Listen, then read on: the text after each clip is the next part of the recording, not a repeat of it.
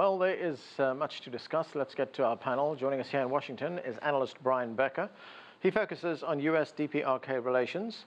Song Zhang is the Washington bureau chief for Shanghai Wenhui Daily. John Sitilides is a global risk analyst and consultant to the U.S. State Department. And with us from Buffalo in New York is Dennis Wilder. He served as a special assistant to the president and senior director for East Asian Affairs at the National Security Council under U.S. President George W. Bush. Thanks to all of you for being with us. Dennis, let me start with you in Buffalo. This is what President Trump said in his letter to the DPRK leader Kim Jong-un. He said, based on the tremendous anger and open hostility displayed in your recent statement, I feel it is inappropriate at this time to have this long-planned meeting. Therefore, please let this letter serve to represent that the Singapore summit, for the good of both parties, but the detriment of the world, will not take place. So, Dennis, tremendous anger, open hostility, but we do have that in negotiations. That's why people negotiate, don't they? Was that a good enough reason to break off these talks? You know, I think what's gone wrong here is that both sides are talking in public about these issues. These kinds of negotiations need to be done, frankly, out of the public eye. If you look at Zhou Enlai negotiating with Kissinger, it was done in a quiet way. Actually, the early part of these negotiations between Pompeo and the North Koreans was done quietly. I think this is inexperience in the administration. I think President Trump will learn that you don't talk quite so openly, because what happens is then each side digs in before you're even at the negotiating table. So I credit some of this to inexperience, but also a tendency on the part of this administration to talk a little too much in public about their negotiations. Brian, there's been lots of talk about the so-called Libya option. You heard that from our reporters as well. First from National Security Advisor John Bolton, then from Vice President Mike Pence. Let's watch. I think we're looking at the Libya model of 2003, 2004. We're also looking at what North Korea itself has committed to previously. And most importantly, I think going back over a quarter of a century to the 1992 Joint North-South Denuclearization Agreement, where North Korea committed to give up nuclear weapons and committed to give up uranium enrichment and plutonium reprocessing. We really hope that Kim Jong-un will seize the opportunity to dismantle his nuclear weapons program and do so by peaceable means. You know, as the president made clear, you know, this will only end like the Libyan model ended if Kim Jong-un doesn't make a deal. So, Brian, President Trump initially rolled back those comments made by John Bolton, but then Vice President Pence brought it up again in that interview with the United States news channel Fox News. You've been to the DPRK several times. How would they have interpreted what they heard there? What message was that? Well, either Washington is the amateur hour and there's not one voice speaking for the administration, or they can see that there are people, in particular Pence and John Bolton, who are deliberately trying to sabotage the agreement. And they've been waiting, not for talk so much, they've been waiting to see some practical steps on the part of the Trump administration. As Nathan mentioned in the beginning, there's two different approaches on the table here towards negotiations. For the North Koreans, it's step by step. What have they done? They unilaterally declared a moratorium on their nuclear weapons tests, their missile tests, unilaterally dismantled their nuclear test site, and unilaterally released 3 American detainees. Then they look to see the American side. And what do they see? Almost nothing from Donald Trump, but you have John Bolton and Mike Pence saying, well, the Libya model. And Pence was downright threatening. He was saying, like, if you don't do this, you're going to end up just like Gaddafi, which means lynched or killed in the streets. Now, I think the DPRK, as of 10 days ago, actually stopped communicating with Trump. They stopped communicating about logistics because they were waiting to see, in response to their unilateral steps, would the Trump administration do something? Absent that, they've stopped talking. Now, I think the reason Trump made the announcement today is that he's not certain that North Korea is going forward under these circumstances with the summit. So this is a matter of Donald Trump saving face. This is the amateur hour a little bit with the Trump administration, but this is saving face. Do the DPRK want the summit? Perhaps, but they're not desperate for it. They're in a stronger position than they were 2 months ago. Song, of course, China's been looking at this very closely. China is heavily invested in this process. President Xi Jinping met twice with Kim Jong-un, the last meeting taking place in Dalian. And it was after that meeting that President Trump suggested that President Kim changed his tone, adopted a new type of language, got more belligerent after that meeting with President Xi. What did you make of that?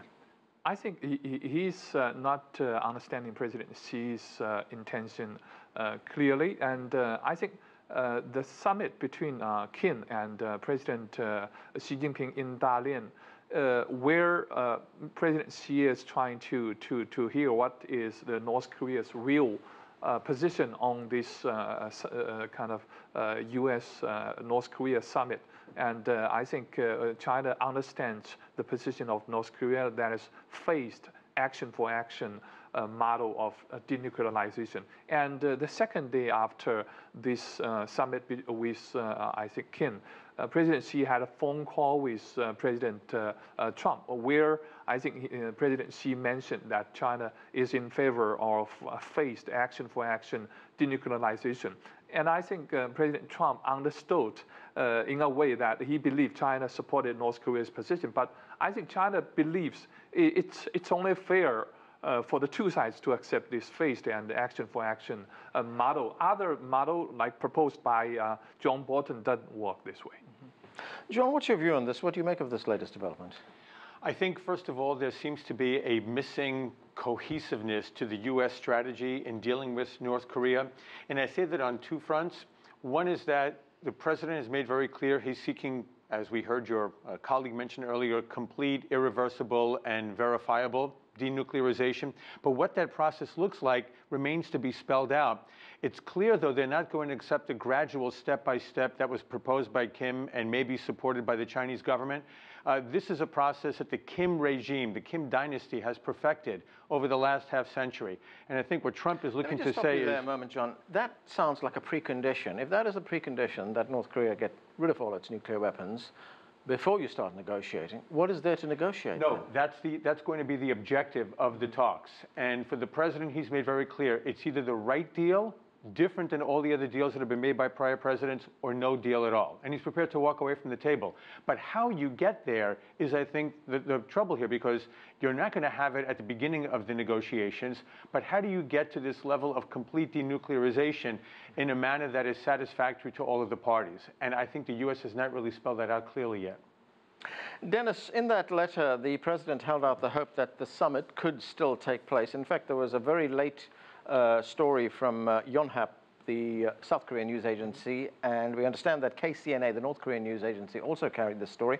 It's one line, just 1, 2, 3, 7 words. North Korea expresses intent to talk with the U.S. What are the chances of resurrecting this summit?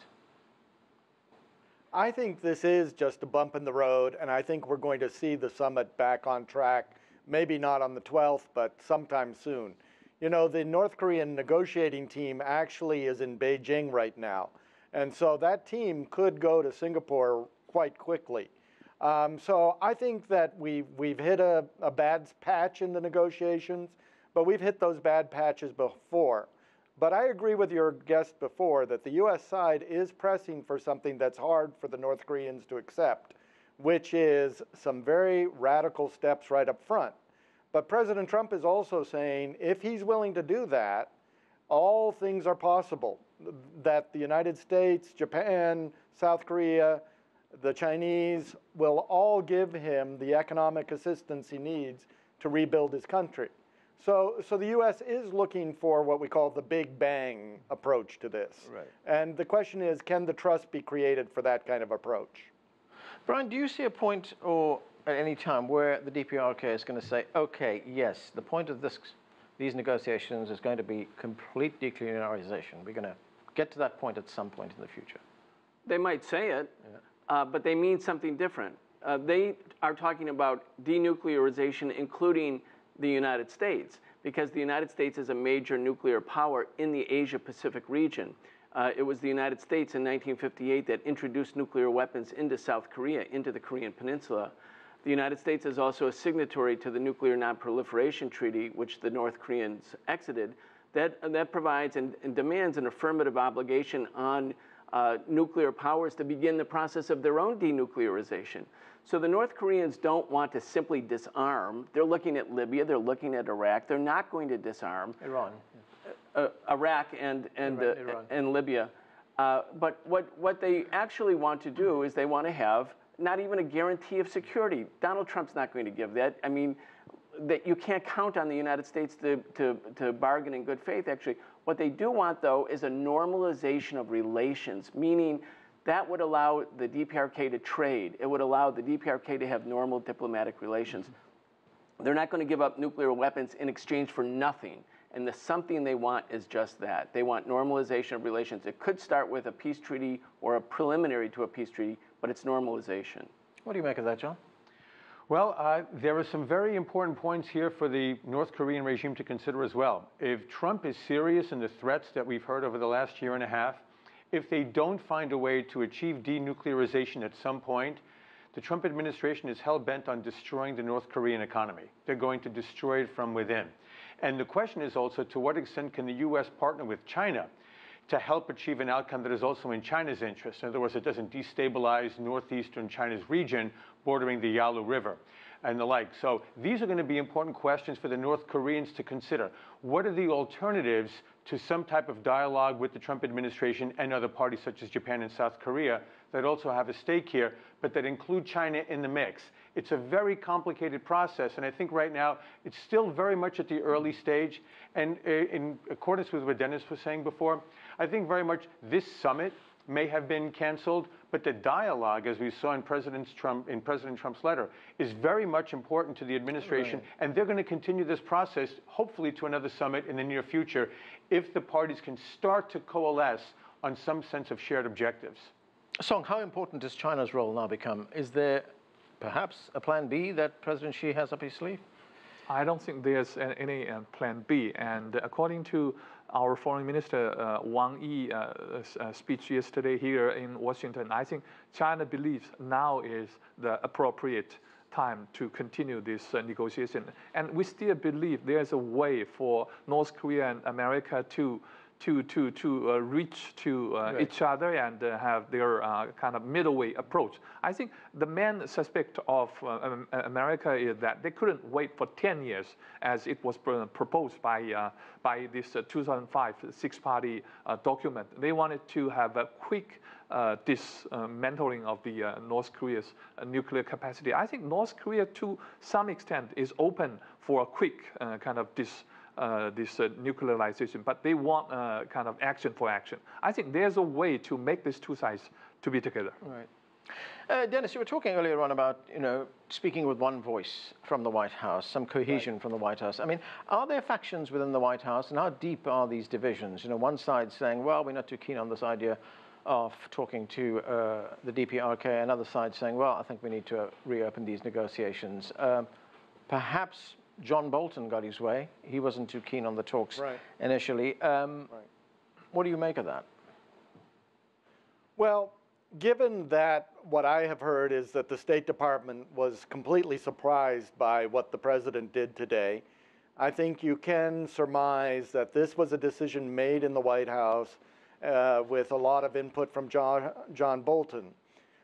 We know what John Bolton thinks of negotiating with the North Koreans. He's a very great skeptic that anything can be done with the North Koreans. So I am a little worried that his influence in the White House may be a negative factor in this process. I hope that Pompeo remains in the lead because I think he has a more realistic view of how to negotiate with the North Koreans. I think John Bolton's approach basically is unconditional surrender by the North Koreans, which I don't think is a winning formula. Dennis, another thing, I mean, if we look at what the DPRK has done, Brian talked about it just a moment ago. Kim Jong-un can say that he acted in good faith, couldn't he? He stopped the tests, the ballistic missile right. tests, shut down, in a very public way, he shut down one of the missile, at least one of the nuclear test sites. He released those 3 American prisoners, and he's agreed to these talks. So is the onus now on the United States to show good faith? Well, I think there is certain truth in that. I also reject the notion that the test site was not usable anymore. This seems to have become a consensus view which I think is just plain wrong. The North Koreans could have used that site. Now, it could have spewed radioactive material all over China, but it was still a usable test site. So this is an important and significant concession on the part of the North Koreans, and we should recognize those concessions. This is why I say Pompeo needs to be in the lead, because I think he does understand these concessions and is willing to work with the North Koreans in a more constructive way than perhaps others in the White House. Go ahead, John. Well, here's where we start to fill in the blanks with the adjectives complete and irreversible and, importantly, verifiable. This testing site was destroyed in front of journalists. Right. There were no international inspectors allowed at the site. So it's a partial concession. And in some ways, it's a bad faith concession. If the North Korean regime was sincere about demonstrating they are going to be destroying these sites for international consumption, why not have the international inspectors there on site to verify that? I'm waiting for the U.S. government to just invite journalists and destroy some of its nuclear test sites. I mean, that would be quite something, wouldn't it? I mean, the North Koreans consider themselves equals to the United States. They don't consider themselves to be some sort of rogue state that can be pushed around and forced to surrender. Or John Bolton, who was asked in 2005, what's your program for North Korea? And he got a book out from his library that said, no North Korea. The North Koreans just aren't going to accept that. If you have a unilateral declaration that we're not going to do nuclear weapons tests, we're not going to have missile technology tests, we're going to release American detainees, and we're going to invite the world media to come and watch the demolition, the blowing up of our only sole nuclear test site, and then for our guests to say, well, that's only a partial concession. Where has the concession been from the United States? The United States was the country that bombed North Korea mercilessly between 1950 and 53. 3 million Koreans died. That's a big part of the Korean psyche. And if you don't think that the Korean people remember this, you don't know anything about North Korea. They are insisting that the Americans come forward and also make gestures, real, not just gestures, steps forward. Very quickly, John, a response. If I might respond. The trust factor here is going to be absolutely critical on both sides. But let's not forget, the North Koreans have promised X, Y, and Z on numerous occasions with private administrations. They have violated them unilaterally. And the main problem right now is trusting the North Koreans to do what they say they're going to do. Like we did with the Iran deal. Like we did with the Iran deal. But the Iran deal was simply a presidential commitment that could be negated with the next administration. Well, there have been no treaties with North Korea. I mean, you cannot say, you cannot really in a straight face look at the situation right now and say the North Koreans continue to violate previous agreements when the Trump administration just ripped up the Joint Comprehensive Plan of Action, the Iran nuclear arms deal. Let me just had every right to do. Right, let me go back to Dennis to clarify something. Dennis, we saw this very public demolition of this nuclear test site. Are you saying that it can still be used? Yes, that test site can no longer be used because what they did was blow up those tunnels, those very long tunnels into the ground. So that test site is no longer, it would take perhaps 6 months to a year to build new tunnels to drill it. Right. In fact, we're looking at pictures right now, exclusive pictures, I understand, of that site being blown up right now. Song, I want to get back to something else. And President Trump has talked about sanctions. He says that he will continue what he called the strongest sanctions in history against the DPRK. But for that, he's going to need China, isn't he?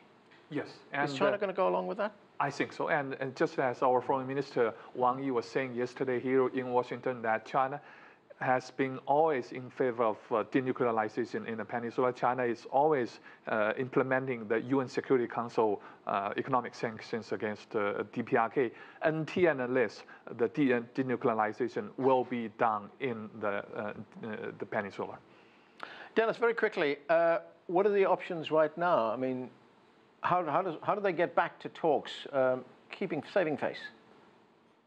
Well, I think the Chinese could play a very major role right now, putting some pressure on the North Koreans to quiet down, to come to the table ready in a constructed mood, and at the same time advising the Americans on how to deal with the North Koreans. So I see China really at the middle of this particular moment of the crisis, and I hope that the Chinese will put the kind of pressure on the North Koreans that'll get them back to the table and will give the kind of advice to the administration that will get us in the right place. Okay, we're going to have to leave it there. Thanks to all of you for being with us. That's it for this edition of The Heat, but the conversation continues online. Join us on CGTN America's Facebook page to comment on this or any other show, or chat with us on Twitter at CGTN America. I'm Anand Naidu in Washington, D.C. Thanks for being with us.